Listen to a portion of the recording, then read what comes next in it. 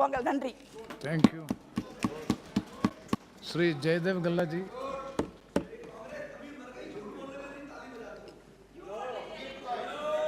Thank you, sir, for giving me this opportunity to speak on this very important subject. Please, please. Sir, I hope my time starts now. Yeah, please.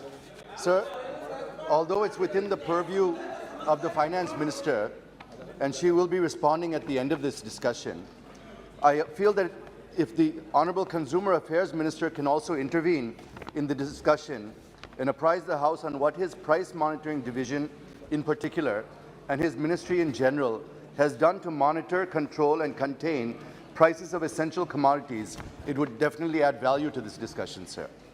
Sir, I would like to thank the Honourable Speaker for permitting me to take up the discussion on price rise, which is really hitting the common man. It is a double whammy for the poor and the middle class. First, they suffered due to the pandemic, and now the skyrocketing of essential commodity prices. Running inflation and hike in fuel prices are adding fuel to the fire, sir.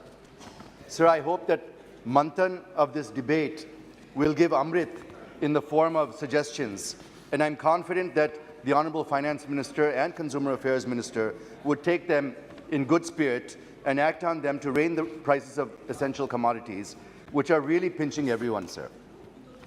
I tried to analyze, with my limited knowledge, the main reasons behind the rise in prices of essential commodities, and found unabated increase in the price of petrol and diesel are the main reasons, followed to some extent by the Russia-Ukraine armed conflict.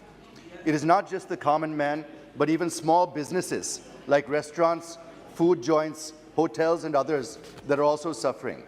There is substantial increase in prices of fuel, vegetable, chicken, edible oil, fruit, gas, etc.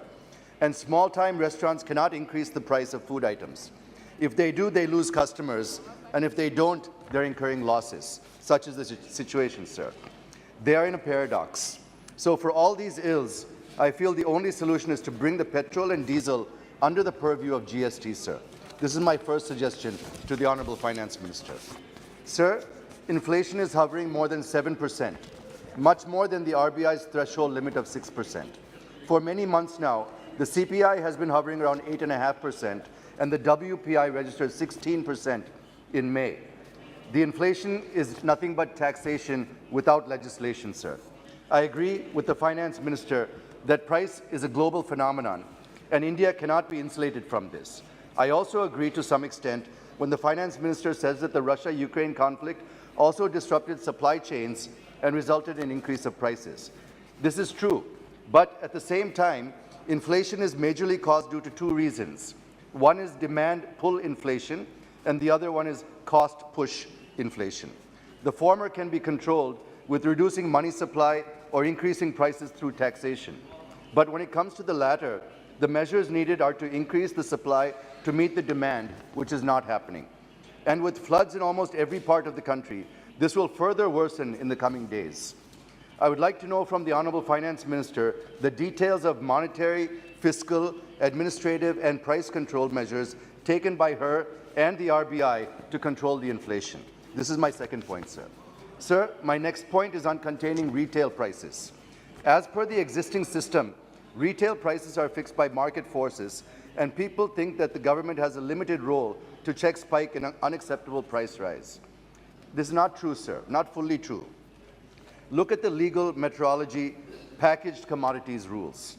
It has a provision to fix the retail price of essential commodities if the prices of which go up, and now retail prices have shot up abnormally. It is not applicable to just packaged commodities, but also applicable to loose items sold in retail market. So I suggest the Honourable Finance Minister and also Consumer Affairs Minister to take proactive steps and fix the retail price for essential commodities for a certain period of time in the interest of consumers. Sir, I just have two more minutes and I'll conclude, sir. Sir, vulnerable sections of the society are suffering with high prices of commodities right from vegetables, pulses, oil, milk and whatnot.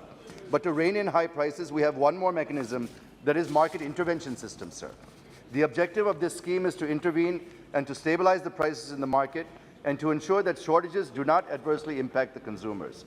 So the House would like to know, and the country would like to know, what interventions the Government of India has made through the market intervention schemes to stabilize prices and whether such initiatives have given good results.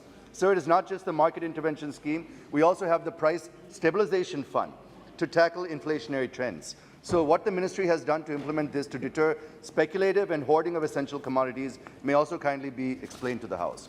The next point I wish to make is relating to GST imposed on curd, buttermilk, lassi, atta, rice, etc. from the 18th of this month. Sir, you know that the GST collections are breaking records and giving huge revenue to the government. By imposing 5% on these items, how much extra couldn't we possibly earn, sir? Secondly, look at the message that we are giving to the poor by imposing GST on these items to garner a few crores of rupees, sir. So I appeal to the Honourable Finance Minister and to the government to remove the GST on packaged or pre-packaged items, which will give a sigh of relief to the common man. Fine. Oil is also an essential item in the kitchen, sir, whose prices have also gone up. And to address this, the Government of India has allowed duty-free import of 20 lakh tons of crude soybean and crude sunflower. Yes. I feel this quantity is not enough, sir. Hence, I request for increasing the quantity by 20 lakh more tons with duty-free, which will further soften prices of edible oil in the country, sir. Sir, my last point, I've seen in some reports recently that says that India has 0% chance for recession, sir.